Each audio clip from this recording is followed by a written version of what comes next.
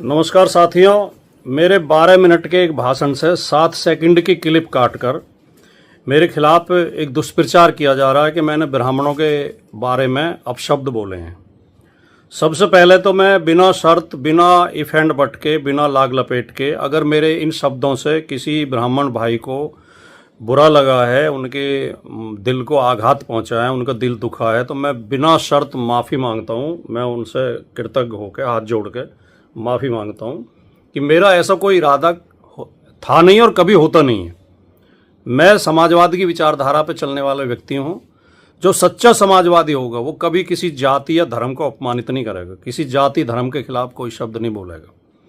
लेकिन मेरा दुर्भाग्य इन दिनों के कुछ लोग, जो ज़्यादातर Bharatiya Janata party IT cell के लोग होते हैं, और कुछ भोले भाले लोग भी उनके बहकावे में आ जाते हैं, मेरे खिलाफ एक अभियान चलाते रहते हैं कि मैं ब्राह्मण विरोधी हूँ, सनातन विरोधी हूँ, हिंदू विरोधी हूँ, जबकि ये तीनों आरोप बिल्कुल एकदम गलत है। मैं ब्राह्मण जाति का बहुत ज़्यादा सम्मान करता हूँ, ब्राह्मण भाइयों का सम्मान करता हूँ।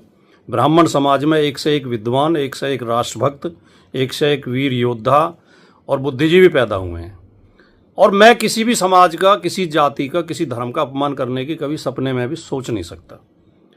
है क्या कि दिल्ली में एक कार्यक्रम था जवाहर भवन में। एक हमारे मित्र हैं अली अनवर जी, जो राज्यसभा सदस्य रहे हैं, जेडीयू के बड़े नेता रहे हैं। उनके बेटे ने और उनकी बहू ने, रफरफ अंसारी और जावेद अनवर ने, एक किताब लिखी है जाति और सांप्रदायिकता के विषाणु। और ये किताब केंद्रित है भारतीय समाज में जातियों को लेकर क्या क्या मुहावरे, लोकोक्तियाँ और कहावतें बनी हुई हैं, उनको लेकर केंद्रित है। तो इस किताब को विमोचन था जवाहर भवन में 5 तारीख को, 5 मई को, और उसमें मेरे साथ श्री योगेंद्र यादव जी और अपने ये थे प्रोफेसर रतनलाल जी और आशुतोष जी और शीबा असलम फहमी जी, ये कई लोग शामिल थे उसमें कार्यक्रम में। तो वहाँ जब मैं बोला तो मैंने ये बात कही, और मेरे पूरा अगर 12 मिनट की वीडियो सुनी जाएगी, मेरा वक्तव्य सुना जाएगा, तो मैंने उसमें कहा कि हमारे समाज में ये एक बुराई है कि हमने जातियों को लेकर तरह तरह के खराब मुहावरे बना रखे हैं, खराब कहावतें बना रखी हैं। और मैंने उसमें स्पष्ट तौर पर यह भी बोला कि ऐसा नहीं है कि दलित और पिछड़ों के खिलाफ ही ये मुहावरे बने हुए हैं, दूसरी तरफ के लोगों के खिलाफ भी बने हुए हैं। हमारे लोग भी उनके खिलाफ ऐसे ऐसे भद्दे वो बोलते हैं। तो ये गलत है। मैं उसका विश्लेषण कर रहा था, मैं उसका खंडन कर रहा था।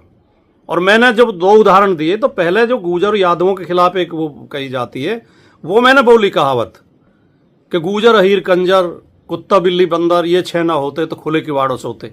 मैंने कहा ऐसे हमें लोग ऐसे कह के ताना मारते थे, मजाक करते थे हमारे साथ, हमें बुरा लगता था। फिर मैंने एक सज्जन को कोट किया कि उन सज्जन ने ये ब्राह्मण संबंधी ये दोहा बोला जिसमें ब्राह्मण का और वैश्य का जिक्र आता, जिसे लेकर लोग नाराज हैं। और मैंने साथ के साथ ये कहा कि मैंने ये कभी जीवन में बोला नहीं, क्योंकि मुझे बहुत खराब लगा। उन्होंने मुझसे कहा था कि तुम ये सुना दिया करो। मैंने कहा मुझे इतना खराब लगा कि मैंने कभी बोला नहीं, और ये गलत है बिल्कुल, जो ये ऐसा नहीं होना चाहिए। तो मैंने ये पूरा मेरा वक्तव्य है, ये पूरा भाषण ये है। इन ऐसी गंदी मुहावरे, गंदे जो मुहावरे हैं, गंदी लोकोक्तियाँ हैं, गंदी कहावतें हैं, उनके खिलाफ हम बोल रहे थे, उनके समर्थन में नहीं बोल रहे थे। अब उसमें से लोग क्या कहते हैं, वो महाभारत में कि अश्वत्थामा मारा गया किंतु हाथी को काट देते हैं, अश्वत्थामा मारा गया। तो मेरा पूरा वक्तव्य ना सुनवा गया, उसमें से एक क्लिप 7 सेकंड की क्लिप निकाल के, जिसमें खाली वो दोहा है, और उसे ऐसे कह के पेश कर रहे हैं कि मैंने ये ब्राह्मणों के खिलाफ बोला है। और मैं स्वीकार करता हूँ कि बहुत खराब दोहा है, वो बहुत गंदा दोहा है, बहुत अपमानजनक है। तो मैंने उसका जिक्र किया। अगर इसमें भी मुझसे मेरी गलती थी कि मैंने जिक्र किया, तो भैया दोबारा माफ़ी चाहता हूँ।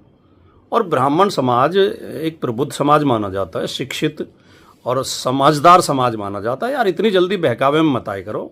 ब्राह्मण बंधुओं, ब्रह्म देवताओं, पूरी बात समझ लिया करो। पूरी वीडियो आप सुन लेंगे तो आपकी शिकायत दूर हो जाएगी।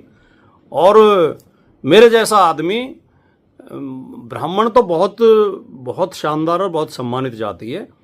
किसी मतलब जो संख्या में कम हैं या कमज़ोर हैं या कुछ भी, किसी भी जाति के खिलाफ मैं नहीं हो सकता, सपने में भी नहीं सोच सकता। तो मैं पुनः माफ़ी चाहता हूँ। आप मेरी आधी अधूरी बात को सुन के, 7 सेकंड की क्लिप को सुनकर मेरे बारे में राय ना बनाएं। और ज़रूरी समझें तो पूरी क्लिप सुने।